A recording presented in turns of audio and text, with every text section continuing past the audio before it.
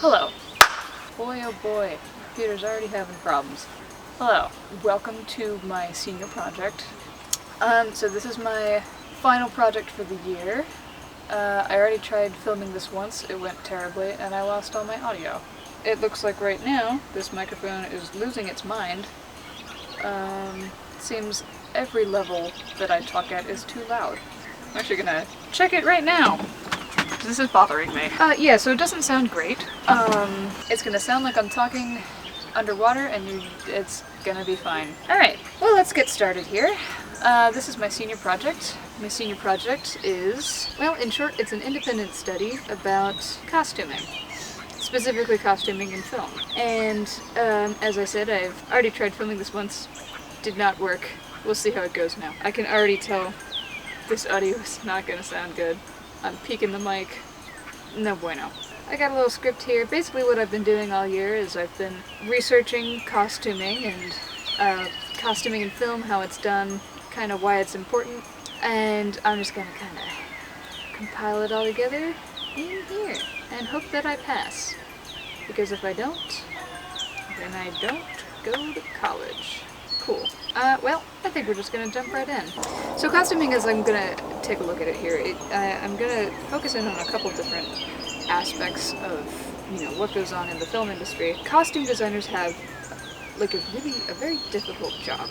They have to come up with, like, what every character in a show or TV or movie is gonna wear, and they have to keep in mind time period that the piece is set in, comfort of the actor. They have to keep in mind, like, keeping things the same, especially when, like, it's a book or a movie, or a movie like based on a book or something. They have to keep in mind, like, original source material and all that good stuff. So they've got a lot that they need to consider, and a lot of work and time goes into this process behind the scenes that we don't really get to see. On a very basic level, one of the biggest goals of the costume designer is to keep costumes realistic. And they have to make sense. Even if we're talking about, like, a supernatural movie, or something crazy like Alice in Wonderland, you have to believe what the actor is wearing and what the characters are wearing. You have to trust that that is what the character would wear. And especially in a film that's, like, it's set in a modern day and age, and it's about regular people, what they're wearing has to reflect that they are in fact regular people. Now, according to costume defining character, costuming should always be believable. You want the audience to believe that the character that you're watching on screen has had an entire life up until the point that the camera started rolling. This goes right along with the concept of suspension of disbelief, which is something that you may have heard before, but I'll give a very basic definition of it here. Suspension of disbelief is essentially when we, the audience, intentionally avoid thinking critically about whatever media is being presented to us, be it a musical, a TV show, a movie, whatever. Especially in the case of musicals, you have to put aside the fact that people don't just break out in song randomly, but you think, well, this is a musical, so I will set aside that critical thinking, and I will accept that in this story, they do that. They do sing randomly, spontaneously. And this suspension of disbelief is very important, and it's a team effort. The audience has to agree to allow themselves to just take a step back and just accept what's happening on screen, but it's also a joint effort with people behind the scenes. So the directors, the writers, the actors, because all of those people behind the scenes also have to help the audience along and make what's happening seem realistic within the scope of the movie. This is where the costume designer comes in. We're watching like a sitcom about a high schooler is doing high school things in the 21st century, but then everybody in the school is wearing huge ball gowns every day. We're gonna look at that and we're gonna think, well, this is taking me out of it because they're all acting like today's teenagers, but they're dressed like they're from the 1800s. It just doesn't make sense. And it makes it more difficult for that suspension of disbelief to happen. But yeah, we've covered a little bit now, so I think we can move right along. Bird. Right, so with that out of the way, we can move into some examples of what I mean by believable costuming. So this film that came out recently, just this past December, as of recording this, is a movie called Tick, Tick, Boom, starring Andrew Garfield, and it's about Jonathan Larson, who wrote Rent. The interesting thing about the costuming in this movie is that you don't really notice it, which in some cases is a really good thing, and in this movie that is the case. You don't really want to notice what they're wearing because it's just about regular people in the 60s just doing things. If you haven't seen the movie, it's about Jonathan Larson and how he struggled as an artist living in New York. So you can imagine he's probably not very well off. And this is reflected in what he's wearing and what his screen counterparts are wearing as well. So we are introduced to him, played by Andrew Garfield, and he's always, throughout the whole scope of the movie, he always wears very casual clothing. They're usually pretty rumpled and wrinkled, so as soon as we see that come on screen, we assume that this is going to be a very casual character. Somebody who maybe doesn't take that much account on his physical appearance, and his hair is always mussed, so we think this is probably somebody who either does not have the means to make himself look nicer, or he just doesn't really care. This is contrasted with his counterparts, which are his roommate and his girlfriend, who they dress a little bit nicer. They're kind of in the same walk of life as he is, kind of the same social status, but they dress just a little bit nicer. And this kind of contrasts sharply from Jonathan, and it helps the audience to begin to form opinions of what these characters are going to be like, what they're going to act like, before we even really see them interact on screen at all. We can tell that Jonathan is going to be a more laid-back kind of guy. He's going to be maybe a little bit messy, maybe he's a little bit scatterbrained, as opposed to his friends who are a little bit more put together, so maybe they have a more set path in life, maybe they have slightly better means than he does, and maybe they're just in general a little bit more grounded than Jonathan is. And this is solidified, this is true in the movie. The characters act exactly like them. So that's just an example of how not only is it important for costuming to be believable, because as we look at those characters we think nothing about that seems out of the ordinary. I would see somebody like that walking down the street easily. But also the idea that what a character is wearing can help you understand what that character will be like and act like before you see them interact ever. And now another example of this is The Amazing Spider-Man 1, which also stars Andrew Garfield, incidentally. And it is a superhero movie, but I think it's a great example of this sort of both believable and characterization seen within costume. Before he becomes Spider-Man, Peter Parker is just a regular high school kid. And this is reflected in his clothing really well.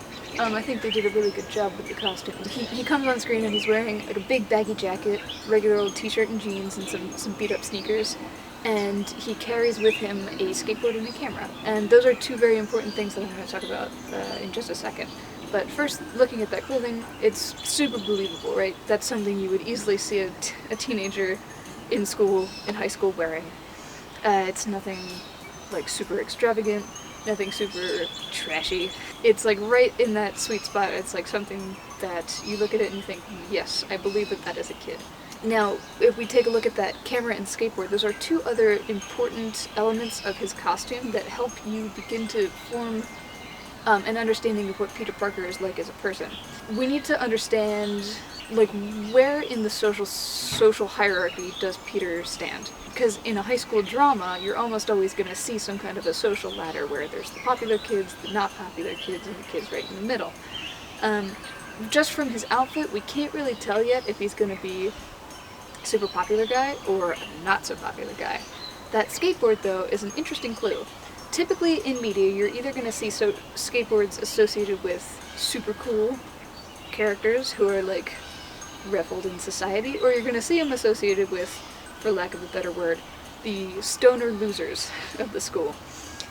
But here's the catch.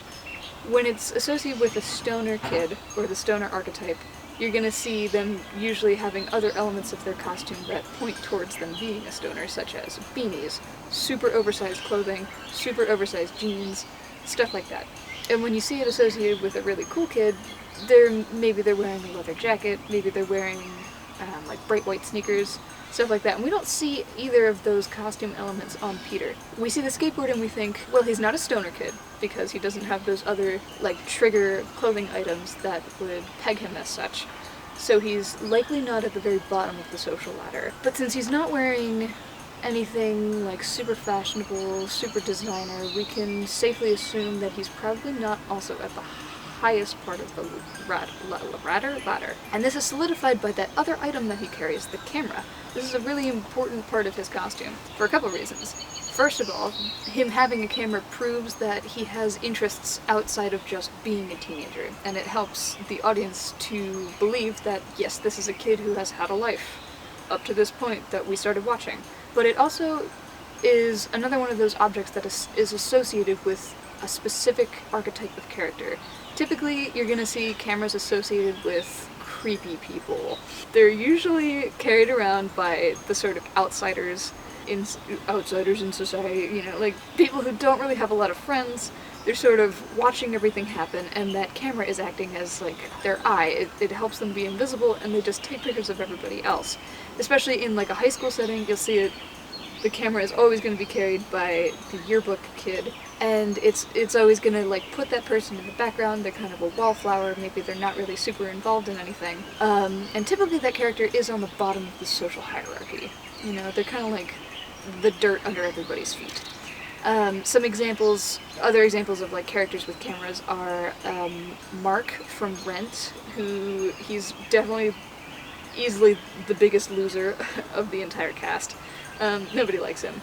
And he uses that camera to distance himself from everybody and be like sort of the narrator. He has an entire song where he just narrates what's happening. And he's not super involved in anybody else's life. And we see it again in another show like 13 Reasons Why, which I hate that show. Everybody hates that show. But the one kid, Tyler, who he's on Yearbook, and he carries this camera around and he takes really creepy pictures of people when they're not watching. And he's just in general like a creepy guy, slimy guy, doesn't really have any friends. And he again uses that camera to stay distanced and be the one watching everyone else. So now when we take another look back at Peter, we think camera, and we remember where we've seen cameras associated with other characters before, such as in 13 Reasons Why and Rent, and we think, okay, probably not very high up socially. But then we see that skateboard and we think, well, he's not dressed as your usual skater character. We see the skateboard and we think, super cool skater. Then we see the camera and we think, not so cool yearbook kid. Put them together and you get that nice middle ground of, he's probably got some friends but not many. Probably isn't bullied, skateboard. And you can assume that this is all, again, just based off of his costume, he's probably running right down the middle between that super cool and super not cool character. And indeed, that's exactly what he is. He's just kind of a person in school that some people know, some people don't. He isn't really ever bullied at school, but he's not cool enough to be noticed by the super pretty girl that he loves.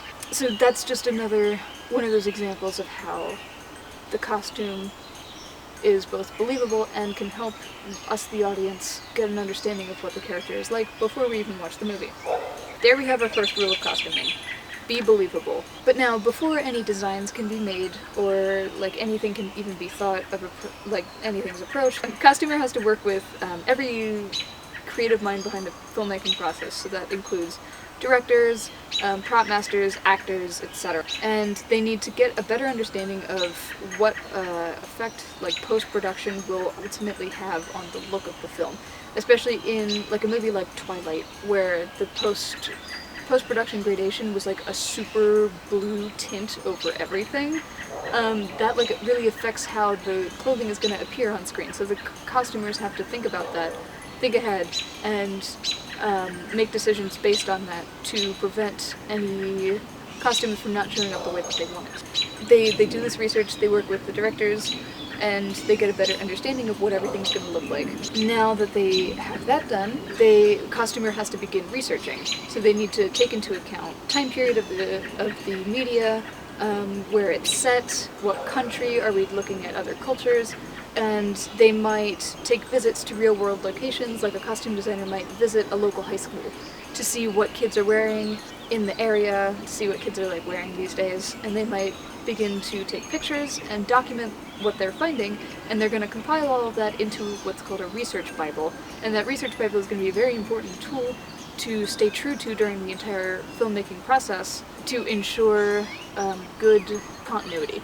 So now everything's been researched. We've got a Bible for the film that we're going to follow to a T, and it's time to start actual production of the costumes. So costume designers now going to work with directors and actors to begin coming up with sketches for ideas for costumes. In films with like normally clothed characters, just a simple trip to a department store, maybe some thrift shopping is going to be fine to figure out like what they're going to wear, and little handmade or specialty items are going to be needed, unlike in a superhero movie where a lot of those props and crazy headdresses and stuff need to be made by hand somehow. Almost nothing is off the table. Yeah, one of my questions when I first started this project was like, how much does the costumer have to take into account like the feelings of the actor when they're designing the costumes, like, and the answer is really not that much. Kind of whatever the costumer says goes. Yeah, if the costumer says you're wearing girdles, you're wearing girdles. If the costumer says you're wearing a corset, you're wearing a corset. There is some give and take here and there, but for the most part, what the costumer says you're wearing, you are wearing.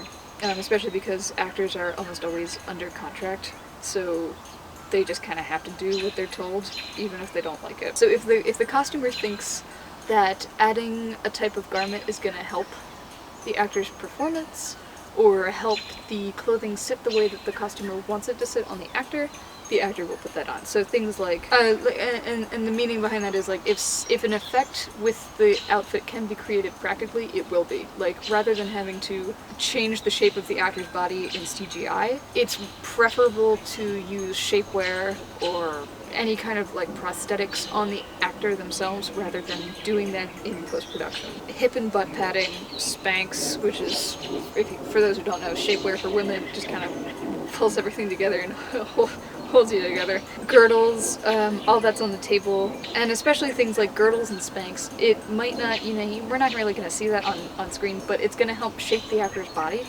a little bit and make it look the way that the costumer needs it to for the specific outfit that they have in mind. And it also in some cases actually winds up helping the actor's performance, because feeling the way that all that clothing sits on you, it helps you get a little bit more into character, feel the way, especially in like, I'm thinking like period pieces, like corsets and stuff, it's gonna help the actor like put themselves back in the day, back in that time. They're like, this is how it felt to live back then, and they can more effectively slip into character and then give off a better performance. Everything that they're wearing is in the interest of immersion and having a better performance. I kind of touched on this earlier, but from the moment a character enters the screen, we're constantly like, whether we realize it or not, we're constantly like looking at them and judging what they're wearing and trying to get a read on them, essentially. Even the best acting in the world is not going to save like a bad costume. Like you could have the best actor ever, but if they're wearing like a dress that is made for the 1600s in a movie about high school in the 21st century, it's just not gonna translate, So one of my favorite examples, aside from The Amazing Spider-Man 1, but another one of my favorite examples of like how costuming affects the way that we see the characters is in a sitcom called Frasier. This is one of my favorite shows ever. But yeah, Frasier and Niles are these two brothers, and they are psychiatrists. And they always want to look the best in the room, kind of. They care very much about their appearances. They wear three-piece suits all day, every day, to basically every occasion, even when they're just going to get coffee in like the coffee house. They're wearing a three-piece suit to do that. Suits are like they're a typical outfit for really any businessman or man in the professional world, but the addition of the vest to make the full three-piece plus the tie, the pocket square, leather shoes and socks, that takes it a step further. And so you can, as soon as you see them on stage, like walk out on camera, you can begin to infer, just from what they're wearing, that they're probably A, of a high social class, and B, they likely have expensive taste. And then when we start taking other things into account, like the suits are always perfectly pressed and cleaned, and the shoes are never scuffed, and their socks always match the ties, you as the viewer can begin to like come up with a more accurate picture of their character. Without even, like, analyzing, like, how they do actually act on screen, you can sort of look at them compared to how their co-stars are dressed, and you can just kind of start to imagine, like, what the, the conflicts are going to be on the show. So we have these two men dressed very well in very nice suits, and then their counterparts are their father, Martin Crane, Roz Doyle, and Daphne Moon. And those three are almost never dressed that nice. Martin Crane is always in a flannel and jeans. Like, just seeing them, if I just put a picture of these two groups on screen next to each other, you can see, like, this is where the conflict in the show is gonna come up. And indeed, that's a lot of where the comedy comes from. These two men who want to be perfect in every way all the time, and these three people who really couldn't care less how other people see them. And they just begin to butt heads. So yeah, as I sit here in the dimming light, I think I will just close off this section of the project with some closing thoughts for this section. So this segment was kind of an overview of the sort of considerations that go into costuming, the processes that costumers go through before production even begins, like compiling that research Bible, researching era, the location, the setting, all that good stuff, compiling all that into a Bible, working with directors backstage, all that stuff, and then the cardinal rule that costuming must be believable, and always we, the audience, must be able to believe within a relative degree of accuracy what the character is wearing makes sense for them. And this is kind of your general idea of costuming in the film industry. That's sort of a taste of the process, if you will. Sort of wraps up this introduction section. It's a lot of information. I kind of spat it rapid fire. But yeah, next section we're going to talk a little bit more about superheroes. This is me signing off for now. Alright, and welcome to part 2 of the project. So for part 2 I wanted to try something a little bit different. I watched back my old footage and realized it's kind of boring to just sit and watch me talk at the camera. So I wanted to try something a little bit more dynamic, to give you something a little bit more interesting to watch. We just got our caps and gowns in for graduation, and I decided to paint mine, so I set up a little bit of a time lapse of me painting my hat, and I'll have that playing in the background while I read my script over top. And here in this clip we have me starting off my day with the breakfast of champions. Toast with Nutella and bananas. Sounds like a great healthy option to start my day. And now without further ado, we'll just jump right into the time lapse. Filming this time-lapse, I think just about everything that could have gone wrong did. I lost most of my footage, and it turned out to be really hard to paint while on camera. So there's going to be a couple jumps in the process here. You're going to see jumping, from nothing painted to suddenly a lot of things are painted. But that's okay. It's just something a little bit more interesting than me just kind of sitting there and not doing anything. And we'll just jump right into the script from here. Okay, and we're moving right along. So for this section I'm going to cover some comic book characters as they're designed in the comics, and we're going to talk about why they may have been designed with the color choices and costume choices that the designers had in mind. I'm going to focus on just my favorite characters because I could talk all day about all the comic book characters ever, but to keep things short and simple, I'm going to try to just focus on some of my favorites. So I'll talk about Loki, Thor, Iron Man, Captain America, and Spider-Man. So starting off with Loki, he's had a ton of different looks over time, but his original costume was your classic spandex bodysuit topped with an extravagant helmet. His outfit is very reminiscent of your typical old-fashioned superhero decked out in skin-tight, colorful outfits. If you've ever wondered why so many comic book heroes wear suits like those, well, the simple answer is that folds are just hard to draw. Comic book artists didn't have a whole lot of time to draw and redraw costumes heavy with folds and shadows because comics had to come out weekly. So straight bodysuits were a lot easier to design and then replicate with continuity. But I digress. Loki's color palette is simple but bright. Yellowy gold accents a large, bright green bodysuit. Some iterations of his character have additions onto this outfit, like a brown headdress or black accents, but he will always have some version of his classic horns. Let's explore a little color theory within Loki's outfit to better understand why he may have been designed this way. Loki's character is a mischievous trickster who generally shows up as a villain or anti-hero in the comics and movies. His green coloration is a cool color choice. It juxtaposes the warmth of his brother, Thor, who I'll get into later. Green is often associated with balance and nature, while also representing prosperity and progress. And this suits Loki very nicely. In the comics, he's a very confident and strong character, but always has a cool, collected methodology. Now, the gold in his outfit might seem like a strange choice for this palette, because he's mostly a cool character. A cooler color like silver would match the coolness of his green, but instead, the artist chose to go with a warmer tone of gold. The gold serves a few purposes in his costume. First, it contrasts the use of silver in his brother Thor's outfit. This contrast, though, it serves to unite the brothers. Silver and gold and silver, they always go together.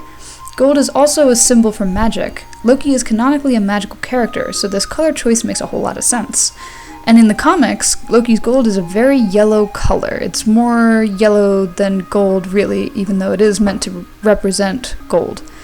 So yellow and green are very close on the color wheel, which makes the two used in tandem very pleasing to the eye. Now, as we move along, let's take a look at Thor, who is the character opposite of Loki.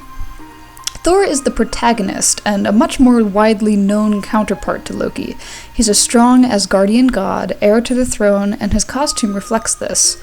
Thor's color palette is red and silver, sometimes seen with blue pants, and bright yellow blonde hair. Bright, bold colors are his staple. The bright red of his cape and accents serves to make him pop off the page, as well as signify his strength. Red symbolizes strength, anger, and courage, all of which are perfect descriptors of his character. Where Loki is mostly a cool color palette with the warmth of the yellow to balance him out, Thor is mostly a warm character with a little bit of silver to cool him down. The silver accents in his bodice balance him with the gold of his brother, as I mentioned earlier, while also preventing his costume from becoming a little bit too overt. A costume has to be pleasing to the eye while also representing the character. So if the cooler tones of Thor's costumes were replaced with something brighter, like neon orange, his color palette would be way too loud and distracting. The red paired with a little yellow, black, and silver tells us that this is a strong male character with unbending courage and a will to fight. The silver, as I said, not only provides a little variation to the otherwise warm tones of the rest of his outfit, but also juxtaposes the gold used in Loki's outfit. This juxtaposition nicely symbolizes that the two are effectively opposites of each other. One is chaotic but methodical, Loki, and the other is brash and aggressive, Thor. Looking at the actual design of Thor's outfit, in most iterations it seems pretty plain, just a chest piece, a cape, helmet, and pants. It's very different from the typical flashy spandex bodysuits of so many other heroes.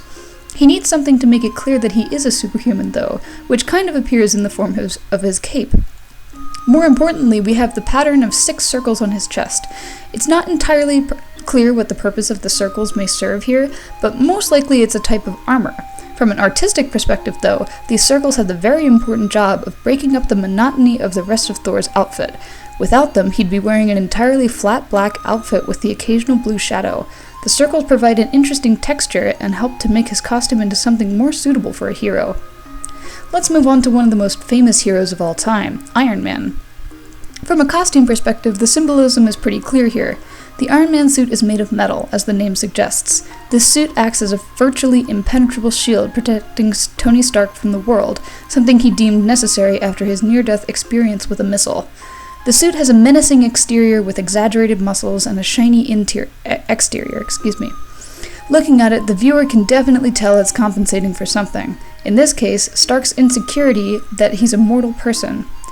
The coloration of the suits along the years vary slightly, but generally stay to the same color scheme of red and either a silver or gold. Red, as we saw for Thor, serves a similar purpose to Iron Man's costume. Here, the red symbolizes strength and power, but for different reasons. Stark wants to feel as though he's in control, like he has power over what happens to him. He wants to be indestructible. So where for Thor, the red accentuates his godly power and strength, for Stark, the red represents his inner desire to be perceived as strong and unbreakable. The suit is compensation for Stark. It's everything he can't be, and it bothers him that he can't be as perfect as his design. So he makes the suit appear menacing and strong. From the design standpoint, it works. You see the cold, emotionless face of the Iron Man suit, and it incites a certain ominous feeling. Familiar, but certainly not friendly. Let's take a look at Captain America. The design and symbolism of his costume is comparatively much more obvious than the previous characters. I mean, his symbolism is just in the name, Captain America. He was originally made to be a champion of the American people during World War II. He fought Nazis and foreign enemies overseas, often in racist caricatures, all while decked out in one of the most easily recognizable color palettes of any superhero, the bright hues of the Stars and Stripes. Often nicknamed the Star-Spangled Man with a Plan, it's easy to see why he's the Captain of America. In most iterations of his costume, he wears a spandex or military-esque uniform with red and white stripes across the torso, blue blocking him out on the arms and legs, and a bold white star high on his chest. Not to mention the helmet emblazoned with a capital A, similar to old bomber helmets worn in the wars. The costume is indicative of the times. The familiar spandex of most characters of the 30s and 40s, but with a military twist of his helmet. As his design evolves, the spandex gains a little bit more form, but retains most of its skin-tight feel. His shield turns from the original triangular number into a sleek circle. Color-wise, the symbolism for Cap is the same as our flag: white for purity, red for bloodshed and battle, and blue for vigilance. Cap's costume strikes a good balance for design. Rather than just a flag superimposed over his outfit, the vertical stripes of the torso give the illusion of the flag held vertically. The choice to only add one star to his chest is also a good one. Having all 50 scattered across his chest and sleeves would have been a pain to recreate, would have been distracting, and generally confusing and childish. The single star, though, instead symbolizes all 50 states at once with its larger size. Its placement, too, over Cap's heart tells us subconsciously that he is the heart of America, and that America is at the center of his character. Though this is of course implied by the name, Captain America, the design of the costume is still an important factor to help us believe it.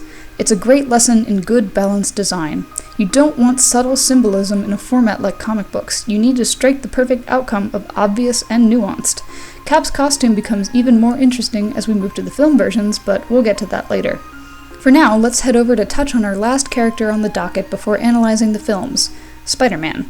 Spider-Man is a phenomenal character, and probably my personal favorite superhero. His creation marked the start of what's known as the Silver Age of comic books, a time known for its creative, colorful heroes and movement into lighter themes. And we can see that in his costume. Spider-Man is something we haven't really ever seen before. He's some loser kid from Queens who has no idea what the hell is going on, and suddenly gets these insane powers out of nowhere. He usually loses his fights, but he's always ready to fight regardless. His costume is fascinating. Here we have this classic spandex moment like so many other superheroes, but with this mostly solid, bright red coloration broken up by the webbing. I always thought red was an unusual color to choose for a spider-themed character. For a spider, you'd expect to see slick black or brown maybe, but not bright red unless you were dealing with a Black Widow. Ironically, the character Black Widow actually has a mostly black color palette with no other real color. Anyway, though, back to Spidey. If we remember back to these previous characters that we talked about, Iron Man and Thor, red is typically associated with strong, courageous characters that are headstrong and aggressive. Peter Parker kind of dismisses this theory. He's a scrawny-looking kid, not very strong or aggressive. He does have bravery, though, so maybe to get a better idea of what red means to Peter Parker, let's take a look at some other symbolism for the color. Red can also be associated with energetic characters, stimulus, and anger. This is a more appropriate analysis for Peter. He's got plenty of energy, he's young, and he's spry. And, though he is generally a very pleasant kid, or mild-mannered, he has a lot of anger. He goes on a vigilante spree after the death of his uncle. He does get control of his anger eventually, but it's still a burning pit at the center of his character. We see the anger come out sometimes, such as when he's taken over by Venom, but that does come later. The red of his suit is broken up with the bold black lines of his signature spiderweb design, the black spider emblem on his chest, which varies from issue to issue, and either black or blue accents lining the sides of his torso. The accents help to add variation to his design, but I think more importantly, that blue serves to take the edge off of his design. I believe it's the reason why we don't look at Spider-Man and see a violent, aggressive character. The blue present softens the red a little, it cools it down. And in the versions where the blue is replaced with black, the costume looks a little bit more washed out and flat. But the blue keeps bright, punchy vibes of his costume while also telling the audience this character is not just aggressive.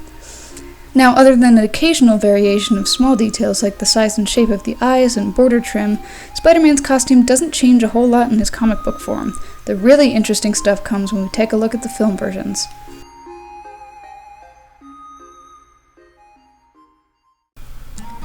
Welcome to the third and final part of my independent study, and this is the part where we get into the heart of what this project is really all about, costuming in film.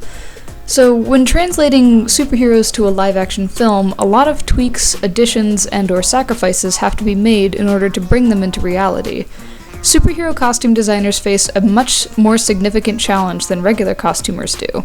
They have the additional pressure of fan service to consider. They have to create these massively intricate designs and keep loyal to the original while also making the costume seem plausible for a real human, and fit human proportions. When we take a look at costume designs for some of these heroes, we can see that their proportions and muscle ratios in the comics are completely out of the ordinary. So when being created from scratch, this is something that has to be worked around. More so than in your regular soap operas and rom-coms. Continuity is extremely important here, down to the last detail with hero costumes, partly due to the immense amount of symbolism and detail hidden in the costumes. One small mistake is all it takes to disappoint hordes of fans. In these films, the director has a lot of say what goes for the costumes, and they're partially why we see such drastic shifts in style from film to film. In Marvel movies, Joss Whedon directed The Avengers and The Avengers Age of Ultron, and he wanted to keep the look of the costumes as close to the comics as possible, which resulted in more of a spandexy look that we know and love from original comics.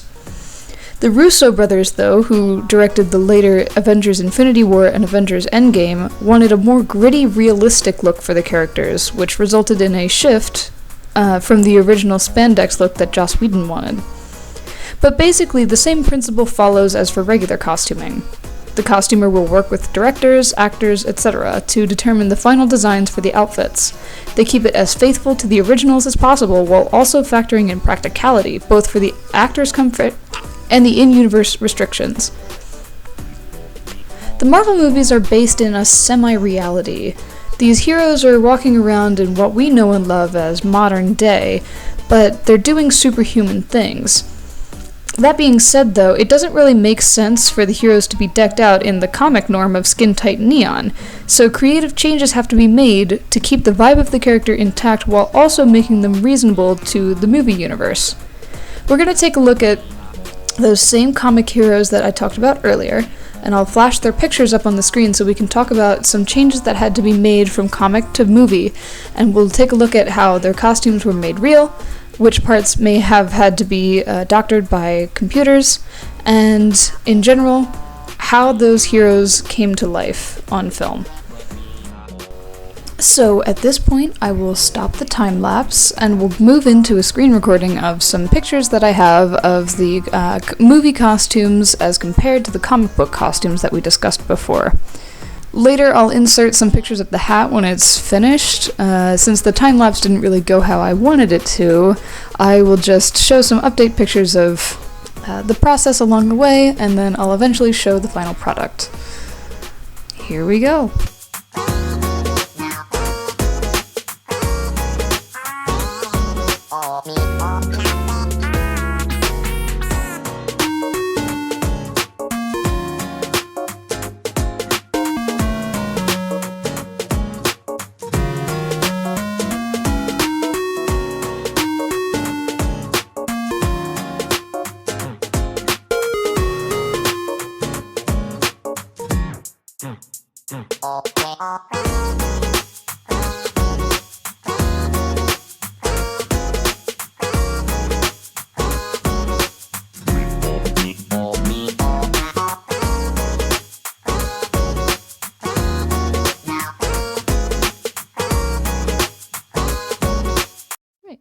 So this is the third and final part of the project where we look at movie superhero costumes compared to the film versions. So we're gonna look at the same heroes that I mentioned before. So Loki, although he's not technically a hero, but Loki, Thor, Iron Man, Captain America, and Spider-Man. And I'm gonna touch on a couple of like the processes building their costumes in the first place, like what kind of parts had to be were like actually practical effects, what was not. And we're going to look at like how the costumes changed from comic book to movie. So starting off with Loki, this is his classic Loki costume. This is what he looked like in his comic book form. We've got that bright green spandex and this yellow that is meant to represent gold. It's just bright yellow, but it is a gold, and that, you know, kind of balances his color palette. But very skin tight. Always got his horns. Some important details in this. He's got in the comic book. He's got like this weird scaly type thing that kind of evokes Aquaman vibes. And he's got like this little neck piece and his gloves and his boots, and he looks very classic. In some versions, he had a cape like we see here. But always those horns, always green and or like this black accent here, or the yellowy gold. Now we look at the first movie that he comes up in. We're just going to look at a couple movies for each of these characters, because if we looked at every movie for all of these characters, we'd be here for a while. But this is the first movie that Loki appears in. It's Thor 2011, and this is what we have going on. So we still have his classic horns that we see in every iteration of his character without fault. Just like we saw here, we've got those big curly horns. Now, some differences though start to crop up almost immediately. Loki's film costumes are very, very different from his comic book costumes. Even in the movies where they wanted to keep that sort of spandex feel to the characters, Loki always kind of had to have a different costume than his comic book counterpart, because, I mean, when you look back at this this Loki version, it just feels a little bit ridiculous. It feels over the top. It's extravagant, but not in the way that Loki is characterized in the Marvel Cinematic Universe. In the MCU, he's supposed to be intelligent, suave. He's very capable of himself, and he is a villain first and foremost. He's a very clever villain. And looking at this costume, that just doesn't really give us villain vibes. He could really be either a hero or a villain, and you just don't know. And that's kind of intentional, at least for the comics, because he is more of an anti-hero than really a villain. But in the movies, they wanted him to have that villainous feel. They wanted him to feel evil. So they had to take a break away from this bright green, bright yellow, and they had to move into this darker, more macabre type outfit. And as I mentioned earlier, the Marvel movies are based in a sort of faux reality. It's our modern world, but with superhuman people. So you're not gonna. Like I said, it doesn't really make sense for them to wear this spandex outfit. So for Loki, that means he's wearing pants. He's got boots on, just a shirt underneath his armor, and he's got this big green cape that a lot of heroes you're going to see wearing. And of course, he has his signature horns. Now, this outfit is supposed to evoke his home planet of Asgard, and he mentions several times that all the materials, of course, in his outfit are from Asgard. They're Asgardian. Asgardian materials are known to be like super high quality, very like wealthy type material, and he is royalty. He's a prince of Asgard, so that makes sense. Now they give him this big green cape, which makes more sense for his character than this yellow one. A, because it helps to darken him and make him seem more like bigger than life, bigger than he really is. He's shorter than most of the characters on screen, so this helps kind of like just make him appear bigger, kind of like a cat. You know, when they arch their back, it makes him it gives him that extra edge. And of course, these bright, shiny black boots, and all these things to help him seem shadowy. But then he's got this bright gold armor on. Now, this gold is more of a white gold than the yellow gold that I was so focused on earlier. And the white gold is more of a cool tone, so we're kind of backing away from that warm balance to his cool greens. But in this case, it still works because it does have that yellowy edge. If we look at some other pictures, like a close-up, you know, we can see a good close-up of that fine, like Asgardian made armor, that he's so very proud of, and it still retains his original green and yellow color palette, while also helping adapt it to this new, like, in-person, real-life character. Like, I look at this and I think, that could be a real, like, if we lived in a world with heroes and villains, that would be something that I would expect to see. Not something like this, but something like this makes more sense for the universe that we are based in. Now, some details about how this costume was actually made. So everything that he wears in the film is real. Nothing about his costume is computer generated. This is all, he's wearing real metal. This is real metal armor. This helmet is real metal, the whole thing, it's solid. The cape, the shirt is leather. The cape is not leather, but the shirt is leather, and the pants are leather, the boots are leather, and Tom Hiddleston, who plays Loki, said in interviews that the whole ensemble was very difficult to wear because it was solid metal, because all of these materials were real.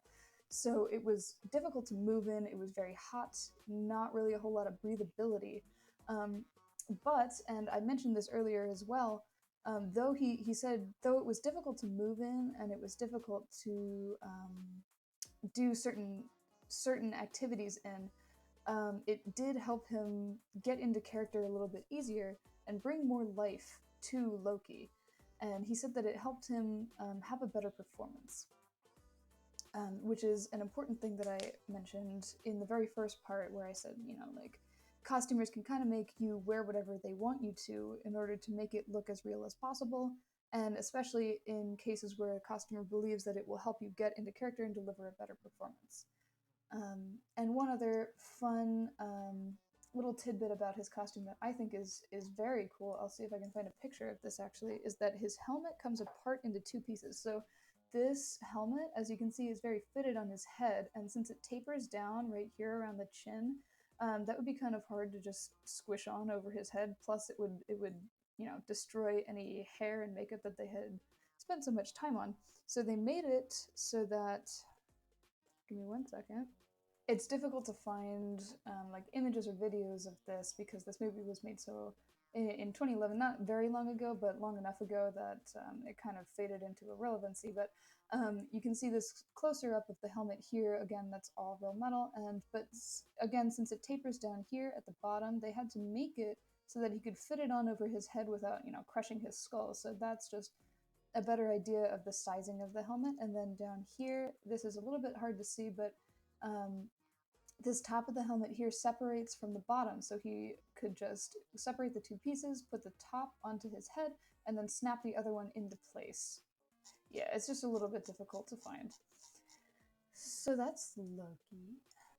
And we'll take a look at one more movie that Loki appeared in, which was Avengers. This is the one where he has the most screen time. And here, from movie to movie, Loki has like drastically different costumes in each one. Just completely different outfits in every movie, and his headpiece, his signature horns, they change in every movie as well. He always retains the horns, but they always have a slightly different look. Now in this film, he's sporting more of a jacket than a cape. He's still got his fine Asgardian leather, but he's lost the gold armor that he had previously.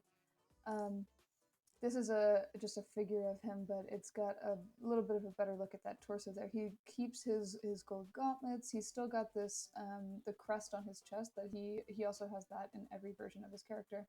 But it's just a slightly different look, and this is one of the movies that Joss Whedon directed. That Joss Whedon wanted more of that spandex feel and more of a like he wanted to keep the costumes as similar to the comics as possible. And obviously this is still a huge departure from this. But it is definitely, it's still got those same vibes that I talked about in the first costume. You know, it's got these dark colors, this dark green, you know, very much a departure from that bright, neon-y feel of the comic books. And again, everything that he's wearing is real. The helmet is real, the armor is real, it's real leather.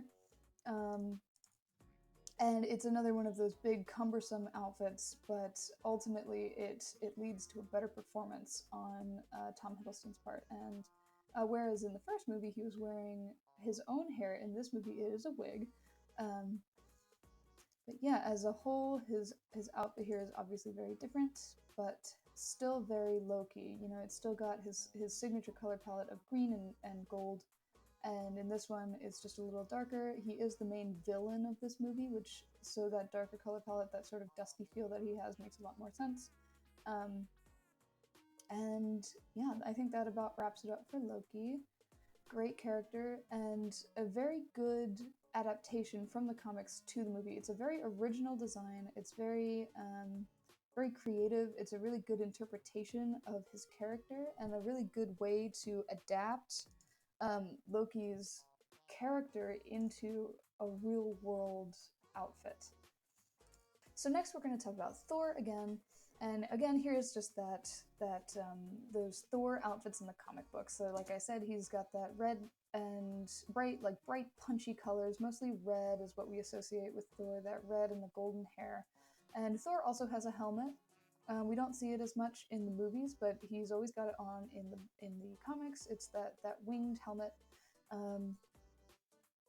And he's got, of course, it just looks like jeans, honestly. His pants, they got that blue, you know, it looks like jeans. I think the blue was commonly used as a shadowing color in comic books, so that's probably more like what it was. Probably just trying to evoke either leather feel or just to break up the monotony of having all black pants as well as an all black torso.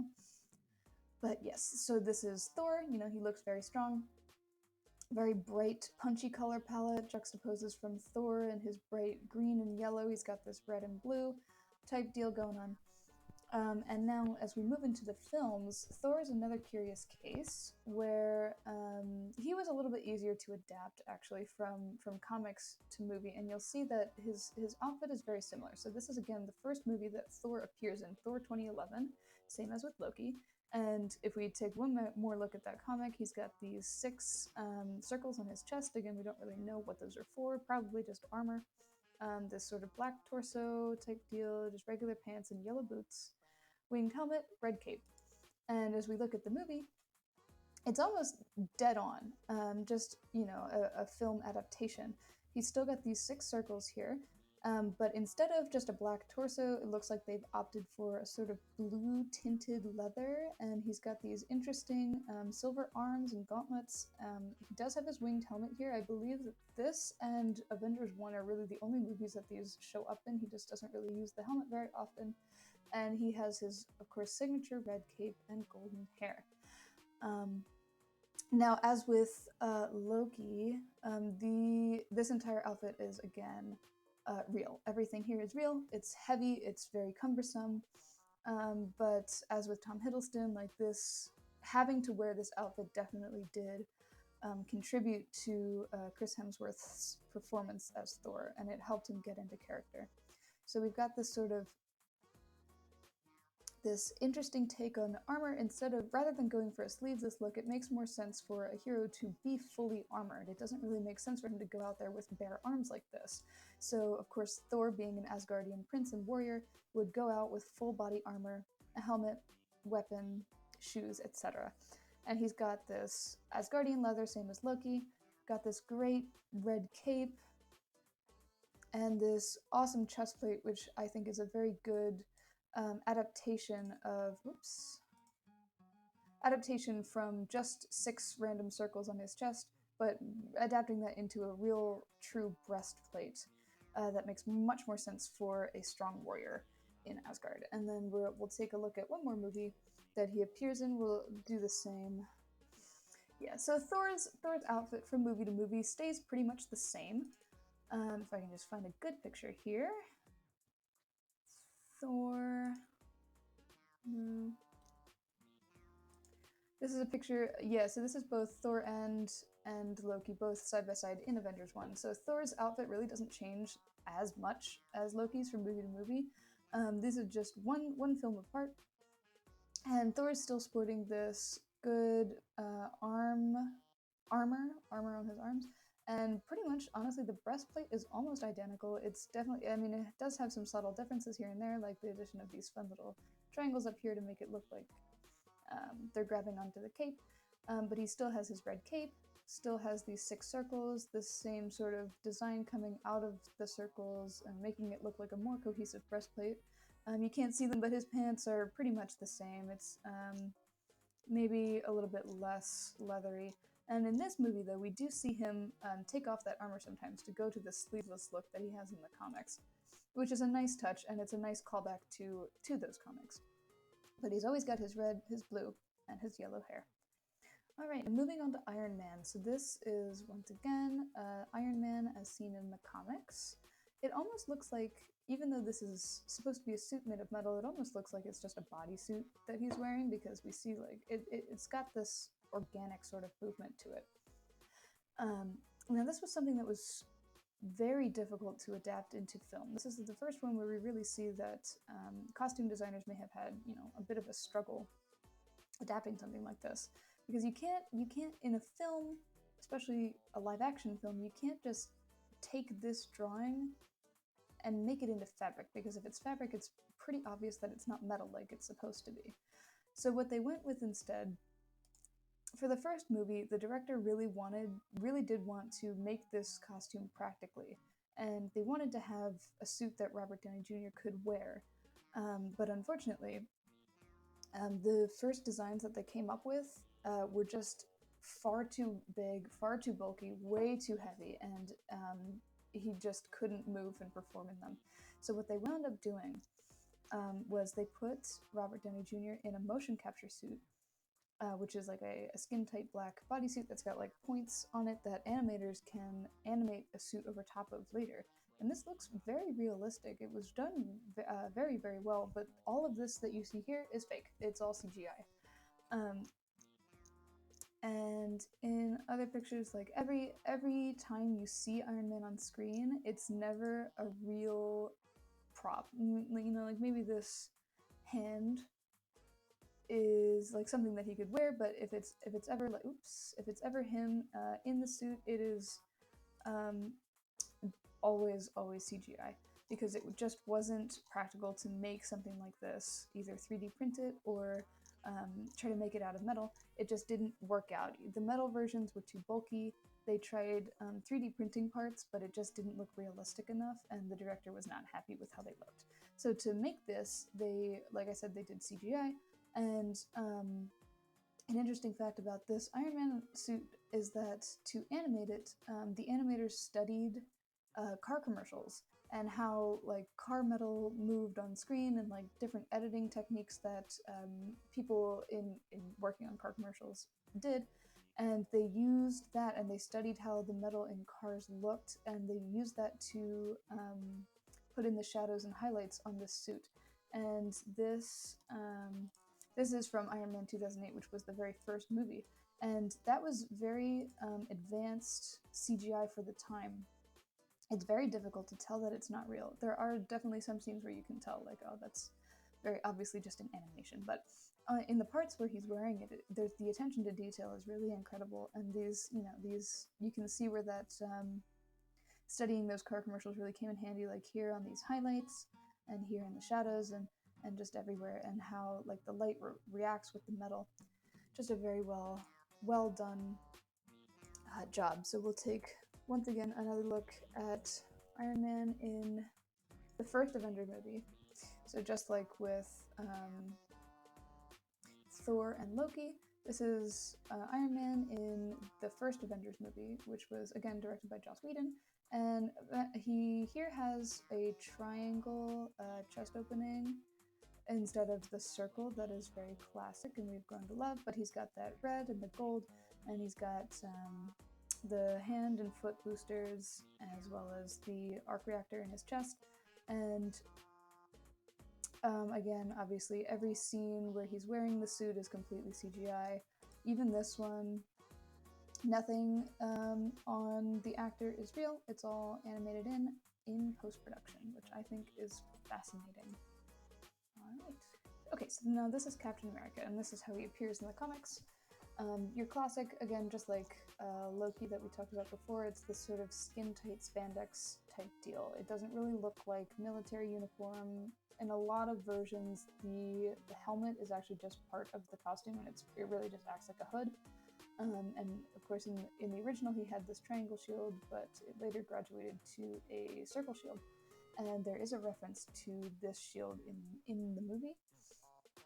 So if we take a look at Captain America, the First Avenger, this is Captain America, of course. And now this is a little bit of a more curious case. So obviously this is not spandex. So they went for a more realistic look in this movie. And this came out right before the first Avengers movie. And as we look, we see he's got this World War II bomber helmet, which would have made a lot of sense for the time period because the movie was set during World War II. And he's got padding on, he's got more realistic army clothing. Of course, the colors, a real military man would obviously not be wearing these bright colors, but it is a dulled down version of his bright blue, white, and red. It's a more gritty, it's a little bit more dusty, it looks worn, it looks like he's been through battle. He's got the circular shield, and before he gets this shield, actually, he does carry the triangle one like this, but it gets destroyed. And this is an interesting interpretation of the red stripes going down his torso. So instead of just having like a bunch of them really boldly splashed across his chest, he's got these straps instead, which I think is a very clever adaptation. Still got the star here, still got his big helmet on, he's traded in the red gloves for nice brown ones, and in all of this looks a little bit more like a true military uniform. I believe that he is in the military, in other words. And again, as I said with Loki, if we were living in a world with superheroes, I would believe that this would be a superhero military man. This feels realistic enough, and it makes sense within the scope of the movie as well. Now, if we take a look at Captain America in the first Avengers movie, it changes up a little bit. And again, this movie was directed by Joss Whedon, who was the one who wanted to keep the costumes as close to the original comics as possible, and we really see that here. It's skin tight. Everything here is very smooth, very polished. It's a little bit more brightly colored. In one scene, you can see this is an actual helmet, but in one scene, we do see him actually right here take off the headpiece, and it just comes down like a hood, just like in the comics. And it looks, almost indistinguishable from the comic books. It looks really just the same. Back to the red gloves, red boots, solid blue everywhere with the white and red accents, and of course the circular shield. Now, an interpretation of him switching from his military, the grittier, realistic military version of the uniform to this is that in Avengers 1, he's just woken up from a little bit of an explanation, I guess. He was frozen in ice, Captain America, for something like 50 years or something, and he gets unfrozen and released into like a modern day New York, and he doesn't know what anything is, and he's very confused. So a nice interpretation of like why he would go from that military uniform to this like more spandexy look is like that he is very much a man out of time. Like he's completely taken from his original time period and thrust into this new one, and throughout the entire movie, we see him wearing clothing that it just doesn't look like it fits him right. Either it's too small or it's too big, or he just looks constantly uncomfortable, which makes sense because, he's just been taken from the 40s and put into 2012. Anybody would be confused. So perhaps him wearing this sort of return to the classics, return to the classic Captain America look, can be interpreted as him trying to feel more at home, feel like himself, and even though obviously this character is not cognizant of the Captain America comic books, we can look at that, him wearing this as him trying to, feel more at home, feel more in his skin. And then one last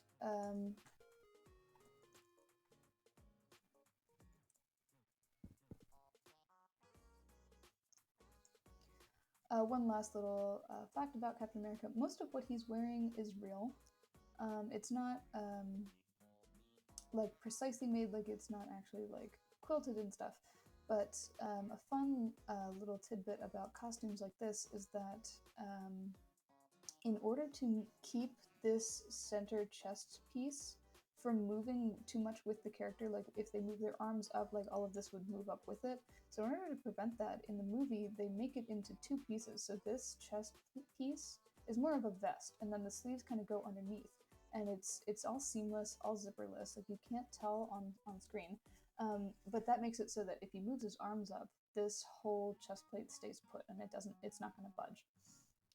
So that's one clever thing, and then another fun thing about this costume is that this entire piece right here, this white part, was CGI'd in.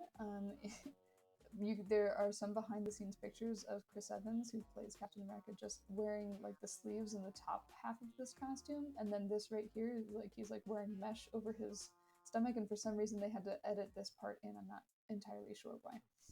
Alright, and on to our last hero, which is Spider-Man. We're wrapping this up, we're almost done.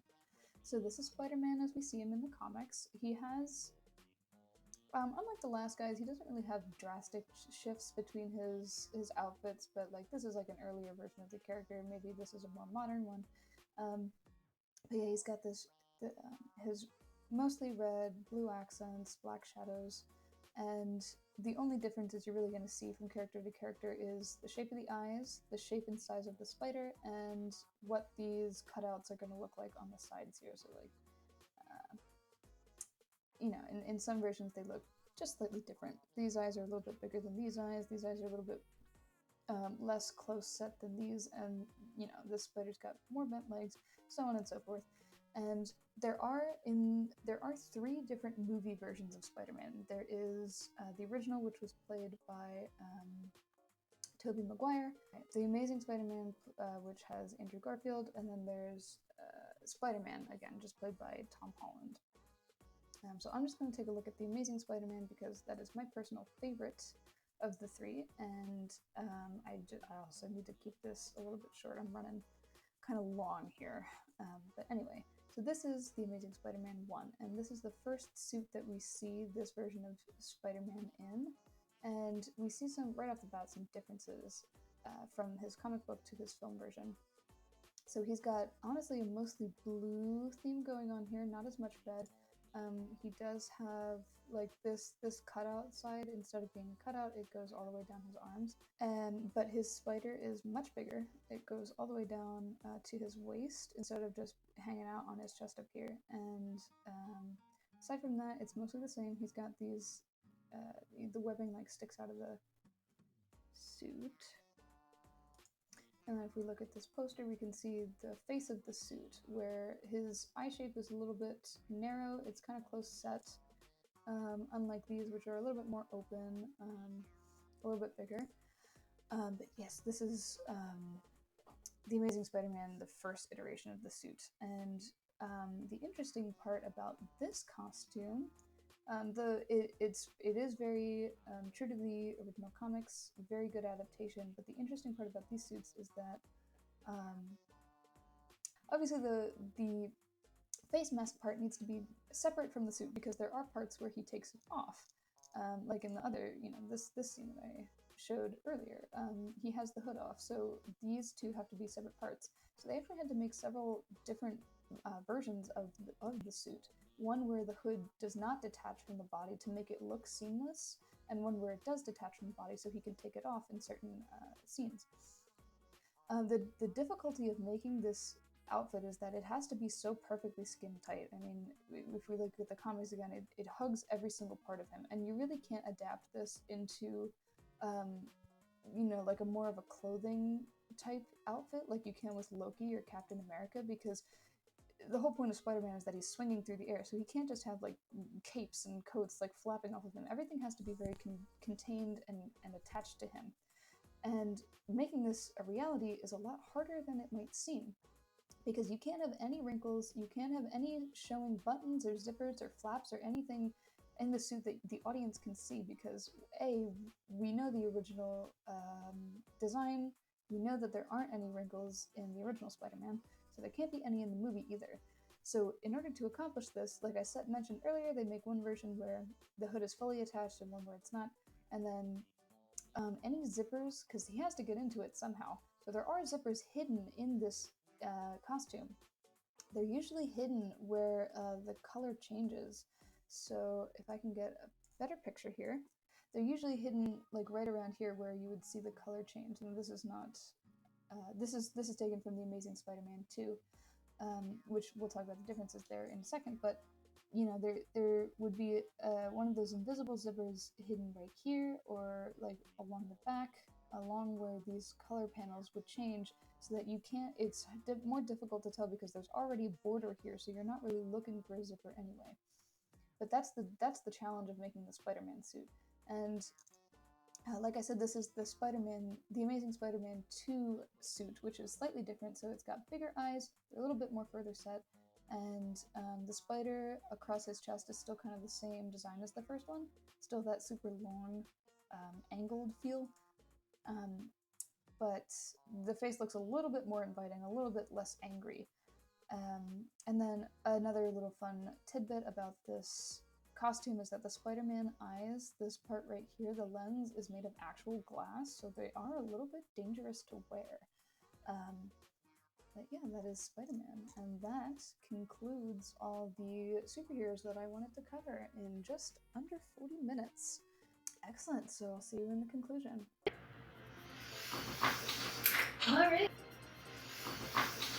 Alright, and thus can just kind of go like an overview of costuming in the film industry, and then taking a look at how costumes for comic book characters are designed and developed, and then how those designs are then adapted into film, and how the integrity of the character is maintained from comic to film and sometimes improved. I'm currently editing this entire project. I'm sitting right now at about an hour and 11 minutes. I'm so sorry to whoever has to watch this, but I did have a whole lot of fun making it. This room has been my prison all day. Just trying to clip everything together, and so far it's looking pretty good, so I hope that I covered enough information for the scope of the project, and I hope that you maybe learned something interesting, or maybe you found something that I had to say kind of fun. And yeah, graduation is in 2 days, so... Oh, and how could I forget? My graduation hat update. It's not done yet. I have to finish painting it tonight. But I did make a lot of progress. I will insert the progress pictures here. And as of right now, it looks like this. Not bad. Hang on, wait, I think I have it. That's not helping at all. Good, bad, worse. I think actually worse, yes. But yeah, that's how it's turning out so far. I need to finish the background. I'm pretty happy with it. It's a video game character, if you didn't know. Anyway, back to the goodbyes. Thanks so much for watching. And Pencrest Seniors 22, I guess. See you next year.